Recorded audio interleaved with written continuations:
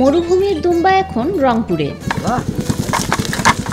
2022 সালে মাত্র 3 জোড়া নিয়ে এ ব্যবসা শুরু করলেও এখন ছোট বড় মিলিয়ে খামারে দুম্বার সংখ্যা 15। 8টা দুম্বা নিয়েছি, 8টার থেকে এখন আল্লাহ দিলে এখন 15টা হয়েছে ইনশাল্লাহ। প্রেগনেন্ট আছে, আরো বাচ্চা হবে। আমাদের মালিক মনে করে 15-16টা দুম্বা নিয়ে আসছে, লালন পালন করতেছি আমি নিজেই। শখের বসে গড়ে তোলা দুম্বার খামারটি নিয়ে এলাকাবাসীর মধ্যেও রয়েছে বেশ কৌতূহল।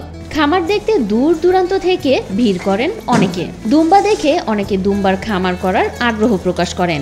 দূর দূরান্ত থেকে প্রাইভেট নিয়ে আসে দেখার জন্য। শুধুমাত্র মানুষ দেখতে এসে যে সৌদি আরবে মক্কা শরীফে এই দুম্বা নেটে দেশে সৌদি আরবের দুম্বাই আমরা বাংলাদেশে পৌঁছেছি, আমাদের খুব আনন্দ লাগতেছে।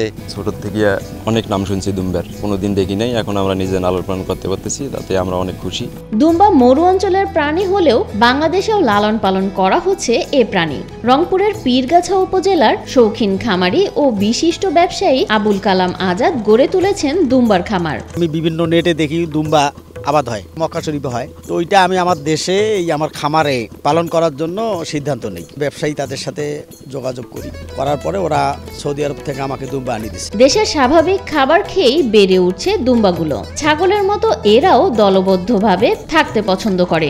মাঝে মাঝে এদেরকে খামারের বাইরে নেওয়া হলেও বেশিক্ষণ বাইরে রাখা হয় না। পর্যাপ্ত আলো বাতাস এবং খাবার দিয়ে খুব যত্নে রাখা হচ্ছে এই দুম্বাগুলোকে। মরুভূমিতে অনেক কিছু খাইছিল, এখানে যাই ওকে ঘাস খায় অভ্যস্ত হইতেছে। ভুসি খোয়াচ্ছি, ফিট খোয়াই আর কি, বাংলাদেশে যা যা খেলিয়া যায় আর কি, এটাই খেলেছি আমরা, না কোনো সমস্যা হইতেছে।